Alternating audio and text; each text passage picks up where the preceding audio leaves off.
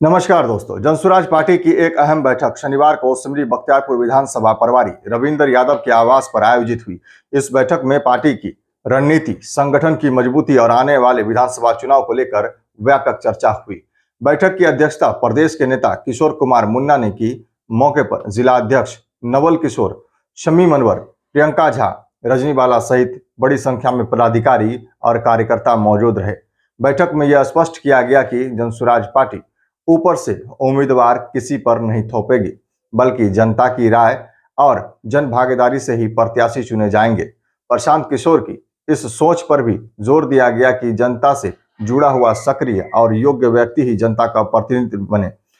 बैठक में तय किया गया कि हर प्रखंड में विधानसभा सम्मेलन आयोजित होगा ताकि जनता के बीच पार्टी की नीतियां और विजन को सीधे पहुंचाया जा सके। इसके साथ ही पीएलसी पारिवारिक लाभ कार्ड पर चर्चा हुई।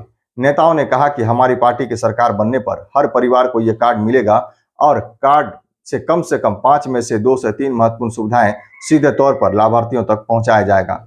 नेताओं ने सरकार की विफलताओं और विपक्ष की निष्क्रियता पर सवाल उठाए हैं। उनका कहना था कि जनता बदलाव चाहती है और यही वजह है कि आने वाले चुनाव में जनसुराज पार्टी सबसे बड़ी पार्टी बनकर उभरेगी। पार्टी की जो बैठक है उसमें जो उम्मीदवार लोग हैं उसके योग्यता पर, उसके व्यक्तित्व पर, उसके सक्रियता पर चर्चा हुई।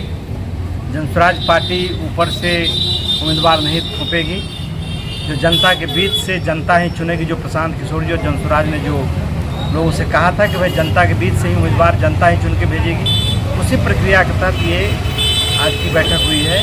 उसके अलावा हर प्रखंड में विधानसभा सम्मेलन होना है, उस पर चर्चा हुई है। जो पीएलसी कार्ड है, पारिवारिक लाभ कार्ड है, हर परिवार में एक कम से कम पीएलसी कार्ड मिले, जिससे कि यदि हमारी व्यवस्था बने तो उससे कम भी जो 5 काम है उसमें से कोई 1 काम, 2 काम, 3 काम हो जाए, इसकी पर चर्चा हुई। उसके अलावा जो सरकार की विफलता है, जो विपक्ष की निकम्मापन है, उस पर भी चर्चा हुई और सार्थक बातचीत हुई है। आने वाले समय में जो 2 महीने के बाद चुनाव होगा तो निश्चित रूप से जनसुराज सबसे बड़ी पार्टी बनकर उभरेगी और बिहार में व्यवस्था परिवर्तन का जो आगाज़ शुरू हुआ है वो पूरा होगा। डिस्कशन एक जो टिकटिंग है हमारे यहाँ, कैंडिडेट का सिलेक्शन है, उसका एक प्रोसेस है। उसी प्रोसेस का एक पार्ट है जिसमें सबसे पहले तो स्टेट लेवल पे जो स्क्रीनिंग कमेटी है उसने स्क्रीन किया है और जितने कैंडिडेट ने अप्लाई किया है उसके लिए यहाँ पे एक विधानसभा लेवल पे हर विधानसभा में एक मीटिंग चल रही है, जिसमें जितने भी जनसुराज के पदाधिकारी हैं, एकल पद के पदाधिकारी हैं, वो पार्टिसिपेट करते हैं और वो कैंडिडेट को प्रपोज करते हैं।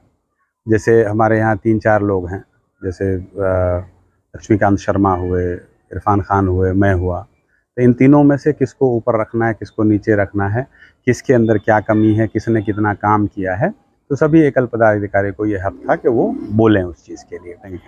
आगे की तैयारी हमको लगता है कि अभी वही बात चली थी। दूसरी बात वही थी कि जितने भी बूथ लेवल वर्कर्स हैं और हमारा जो भी प्रखंड स्तरीय जितना भी संगठन का जो ढांचा है उसको किस तरह से स्ट्रॉन्ग और किया जाए, क्योंकि पार्टी नहीं है तो अभी भी कहीं ना कहीं लूप होल्स हैं। तो उस लूप होल्स को उजागर किया गया कि जैसे कुछ पद अभी भी जैसे हैं कि ढंग से एक्टिव नहीं है, दे तो दिया गया है, तो उनको जो एक्टिव नहीं है, इनएक्टिव है, उनको निकाल करके नए जो एक्टिव लोग हैं उनको उस तरह के पोस्ट पे डाला जाए।